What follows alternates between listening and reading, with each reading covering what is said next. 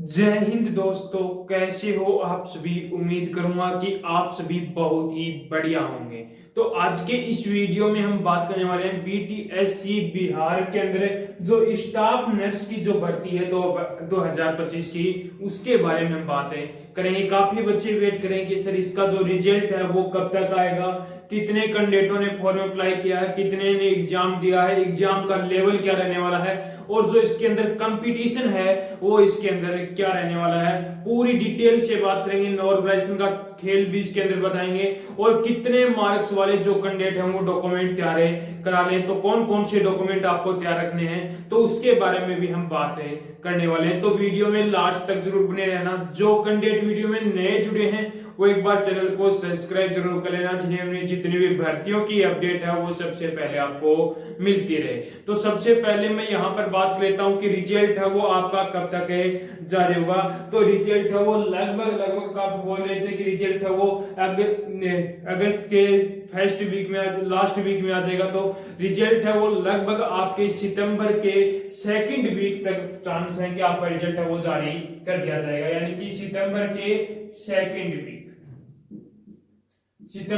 Second week तक आपका जो रिजल्ट है वो जारी होने के पूरे पूरे चांस है। उससे पहले ही आपका रिजल्ट जारी कर दिया जाएगा। टोटल वैकेंसी है वो आपकी कितनी है, तो वो है आपकी 11,389 आपकी इसके अंदर टोटल वैकेंसी है। जिसके लिए कितने कैंडिडेटों ने फॉर्म अप्लाई किया है, तो लगभग आपके 95,000 ऐसे कैंडिडेट हैं जिन्होंने क्या किया है, यहाँ पर फॉर्म में अप्लाई किया है। जिसमें से ये तो है नहीं कि जितने कैंडिडेटों ने फॉर्म अप्लाई किया उतने के उतने एग्जाम दे दिए, तो इसके कुछ परसेंट यानी कि 45,000 ऐसे कैंडिडेट हैं जिन्होंने क्या दिया है, यहाँ पर एग्जाम दिया है। अब देखो यहाँ पर वैकेंसी कितनी है, 11,389 वैकेंसी है, और एग्जाम कितने कैंडिडेटों ने दिया, 45,000 कैंडिडेटों ने दिया। तो यानी कि कंपटीशन तो बहुत ही कम है। यहाँ पर तो कंपटीशन की बात करूं तो 3 स्टूडेंट पर सीट, यानी कि एक सीट के लिए कितने कैंडिडेटों ने एग्जाम दिया है, 3 स्टूडेंट ने एग्जाम में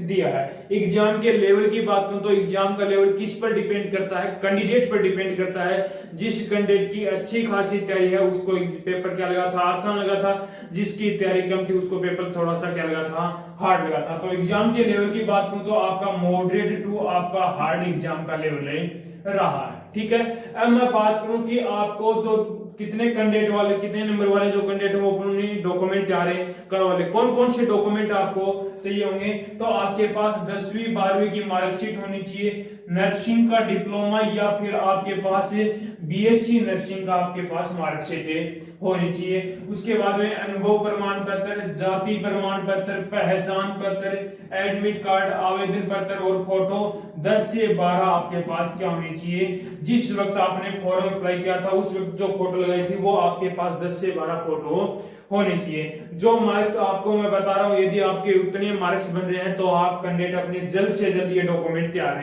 करवा लो। ठीक है, अब मैं बात कर लेता हूं कि जो नॉर्मलाइजेशन का जो खेल है वो अपना क्या रहने वाला है। तो आपकी जो एग्जाम हुई थी वो हुई थी आपकी 30 जुलाई को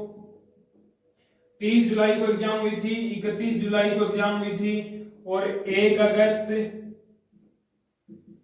अगस्त और 3 अगस्त को, इन 4 दिनों आपकी एग्जाम हुई थी। प्रत्येक दिन 30 जुलाई को भी 2 शिफ्टों में, 31 जुलाई को भी 2 शिफ्टों में, और 1 अगस्त को भी 2 शिफ्टों में, लेकिन 3 अगस्त को एक ही शिफ्ट के अंदर एग्जाम में हुआ था। तो 31 जुलाई की फर्स्ट और सेकंड शिफ्ट क्या थी, आपकी हार्ड शिफ्ट थी। दोनों शिफ्टें क्या थी, आपकी हार्ड शिफ्टें थी। और 30 जुलाई की फर्स्ट शिफ्ट आपकी मॉडरेट थी, सेकंड आपकी क्या थी, हार्ड थी। 1 अगस्त की बात करूं तो 1 अगस्त की फर्स्ट शिफ्ट आपकी हार्ड थी और सेकंड शिफ्ट मॉडरेट थी। और 3 अगस्त की बात करूं तो 3 अगस्त की जो फर्स्ट शिफ्ट थी वो क्या थी, आपकी मॉडरेट शिफ्ट थी। अब यहाँ पर नॉर्मलाइजेशन की मैं बात करूं तो जो भी आपकी हार्ड शिफ्ट है, यदि उन शिफ्टों के अंदर यानी कि 30 जुलाई की जो दोनों शिफ्ट हैं उन शिफ्टों के अंदर जिस भी कैंडिडेट ने एग्जाम दिया है तो उस कैंडिडेट को मिनिमम 5 मार्क्स और मैक्सिमम आपको 8 मार्क्स तक का नॉर्मलाइजेशन में फायदा देखने को मिलेगा। और जो आपकी 31 जुलाई की हार्ड शिफ्ट थी और 1 अगस्त की फर्स्ट शिफ्ट आपकी हार्ड थी, इनके अंदर भी 5 से 8 मार्क्स तक का आपको नॉर्मलाइजेशन में फायदा देखने को मिलेगा। अब मैं बात करूं जो मॉडरेट शिफ्ट है, 31 जुलाई की फर्स्ट शिफ्ट आपकी क्या थी, मॉडरेट शिफ्ट थी। इसके अंदर 3 से 5 मार्क्स 1 अगस्त की सेकंड शिफ्ट थी, इसके अंदर भी आपको 3 से 5 मार्क्स, और 3 अगस्त की जो फर्स्ट शिफ्ट थी इसके अंदर भी आपको 3 से 5 मार्क्स तक का नॉर्मलाइजेशन में फायदा देखने को मिलने वाला है। अब आप यहाँ पर देख लेना कि आपकी कौन सी शिफ्ट थी, उस हिसाब से आपको इतने मार्क्स तक का नॉर्मलाइजेशन में फायदा देखने को मिलने वाला है। तो मैंने आपको जो नॉर्मलाइजेशन का जो खेल था वो भी क्लियर कर दिया, डॉक्यूमेंट कौन कौन से चाहिए वो भी बता दिया, कंपटीशन इसके अंदर क्या रहने वाला और रिजल्ट है वो आपका कब तक है जारी होगा। अब हम बात कर लेते हैं कि कितने मार्क्स वाले जो कैंडिडेट हैं वो अपने डॉक्यूमेंट जल्द से जल्द करवा ले, उस पर हम बात करते हैं। पहले मैं यहाँ पर यूआर कैंडिडेट की बात करूं बिना एक्सपीरियंस के अंदर, तो यूआर कैंडिडेट के अंदर जिस भी कैंडिडेट के 53 से लेकर 56 के बीच में मार्क्स हैं तो वो कैंडिडेट भी क्या है यहाँ पर सेफ है रहने वाला, 53 से 56 के बीच में। उसके बाद बीसी की बात करूं तो बीसी के अंदर जिस भी कैंडिडेट के 51 से लेकर 52 के बीच में मार्क्स हैं तो आप भी कैंडिडेट क्या हो सेफ है रहने वाले। ईडब्ल्यूएस कैटेगरी की बात करूं तो ईडब्ल्यूएस के अंदर जिस भी कैंडिडेट के 47 से लेकर 50 के बीच में मार्क्स हैं तो आप भी कैंडिडेट क्या हो सेफ है रहने वाला। ईबीसी की बात करूं तो ईबीसी के अंदर जिस भी कैंडिडेट के 44 से लेकर 46 के बीच में मार्क्स हैं तो आप भी कैंडिडेट क्या हो सेफ है रहने वाले। एससी कैटेगरी की बात करूं तो एससी के अंदर जिस भी कैंडिडेट के 41 से लेकर 43 के बीच में मार्क्स हैं तो आप भी कैंडिडेट क्या हो सेफ है रहने वाले। एसटी कैटेगरी की बात करूं तो एसटी के अंदर जिस भी कैंडिडेट के 38 से लेकर आपके 40 के बीच में मार्क्स हैं तो आप भी कैंडिडेट क्या हो यहाँ पर सेफ है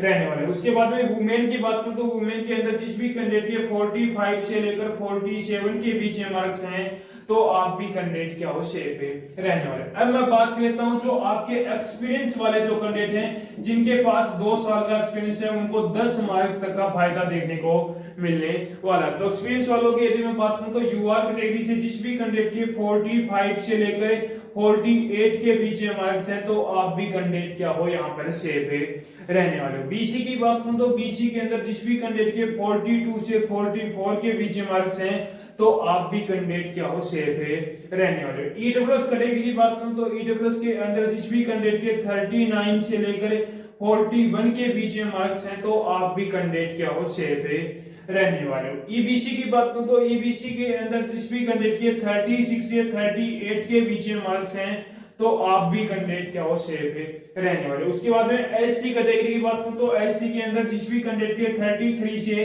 35 के बीच में मार्क्स हैं तो वो कैंडिडेट भी क्या है यहाँ पर सेफ है रहने वाला। एसटी कैटेगरी की बात करूं तो एसटी के अंदर 30+ मार्क्स हैं तो आप भी कैंडिडेट क्या हो सेफ है रहने वाले। यदि बिना एक्सपीरियंस हो गया और एक्सपीरियंस वाले इतने मार्क्स यदि आपके बन रहे हैं तो आप कैंडिडेट क्या हो सेफ हो, आप अपने जल्द से जल्द डॉक्यूमेंट तैयार करवा लो। तो मैंने आपको पूरी डिटेल यहाँ पर बता दी है। यदि अभी भी कोई बच्चे का कोई डाउट बचा हो तो वो कमेंट बॉक्स में कमेंट जरूर करना, और एक बार कमेंट बॉक्स में कमेंट करके जरूर बताना कि आपके कितने मार्क्स से बन रहे हैं, किस शिफ्ट के अंदर कितने मार्क्स से बन रहे हैं, तो उसका रिप्लाई बहुत जल्दी करने वाला हूं। तो उम्मीद करूंगा कि आपको हमारा ये वीडियो पसंद आया होगा।